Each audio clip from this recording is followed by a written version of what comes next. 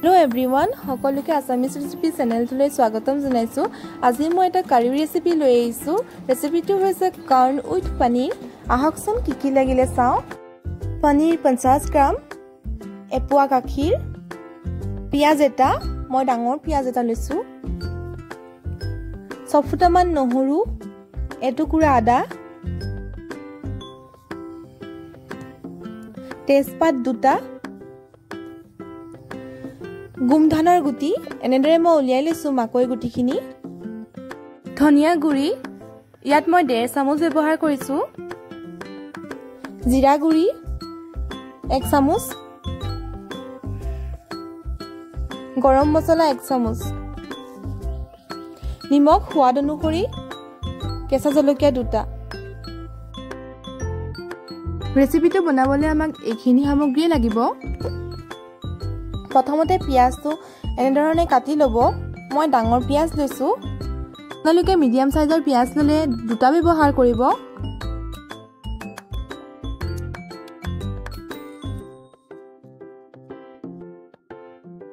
পিয়াজখিনি কাটি হোৱাৰ পিছত মই মিক্সি জাৰ এটাৰ সহায়ত গুৰি কৰি ল'ম। এই মিক্সি জাৰটোত মই পিয়াজখিনিৰ আধা অংশ ভৰাই ল'ম, লগতে আদা নহৰুখিনিও একেলগে দি পেষ্ট এটা বনাই ল'ম। পিয়াজটোৰ গোটেই অংশ দি নিদিব, মই বাকীখিনি অংশ পিছত ব্যৱহাৰ কৰিম।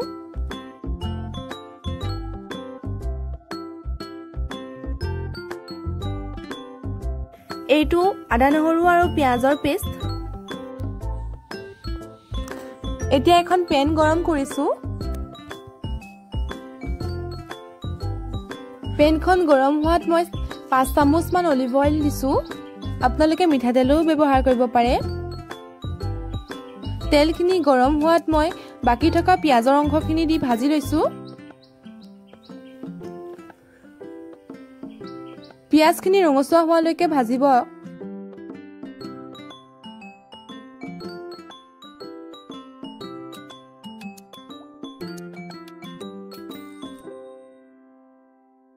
পিয়াজখিনিৰ ৰং প্ৰায় ৰঙচুৱা হৈ আহিছে। পিয়াজখিনি কাঢ়ি পনীৰ কেইপিছো আমি তেনেধৰণে ভাজি ল'ম। বেছি সময় ভাজিব নালাগে আৰু চাব যাতে তলত লাগি নধৰে।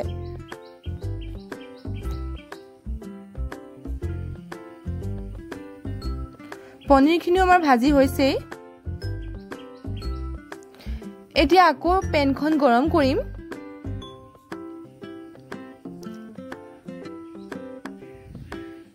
আকৌ পেনখন গৰম হোৱাত 4 চামুচ মান মই অলিভ অইল ইউজ কৰিছো।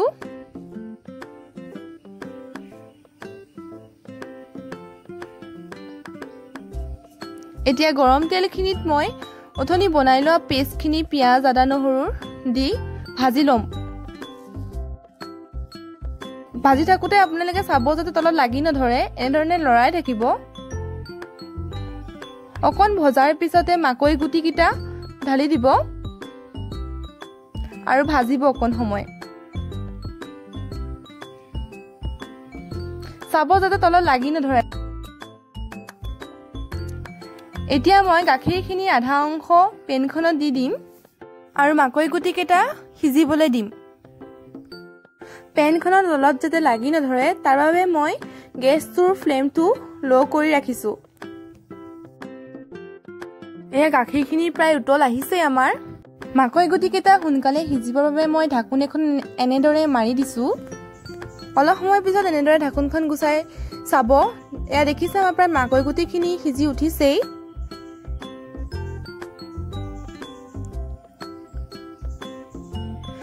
এতিয়া ধনিয়া আৰু জিৰা গুৰিখিনি মই দি দিম। ইয়াত ধনিয়া মই প্ৰায় 1.5 চামুচৰ সমান ব্যৱহাৰ কৰিছো আৰু জিৰা 1 চামুচ ব্যৱহাৰ কৰিছো আৰু ভালদৰে মই মছলাখিনি দি মিলাই দিম।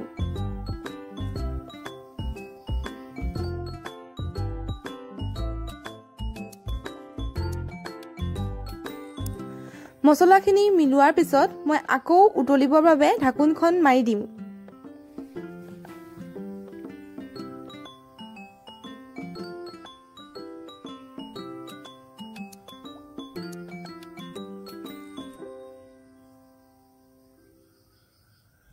ইয়াৰ প্ৰায় উতলিছে মই উতলোৱাৰ মাজতে তেজপাত কিটা এনেদৰে ফালি দি দিছো আপোনালোকে তেজপাত তেলতো দিব পাৰে আৰু উতলিবলৈ দিব যিমানে উতলিব হিমানে খাবলৈ টেষ্টি হয়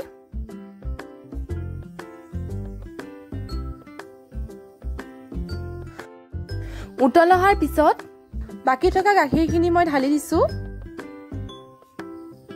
আৰু আগতে ভাজি লোৱা পিয়াজখিনি আৰু পনীৰ কিটুকুৰ দি দিছো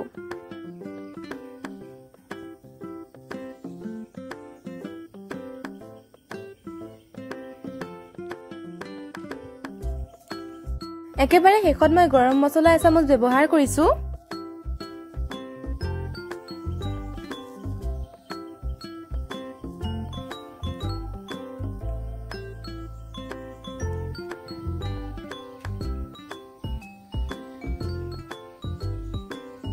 আৰু উতলিবলৈ দিছো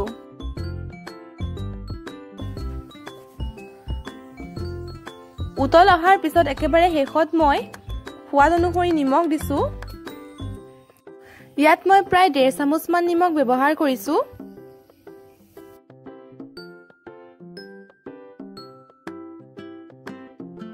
একেবাৰে শেষত মই অকমান চেনি ব্যৱহাৰ কৰিছো চেনিটো অপচনেল হয়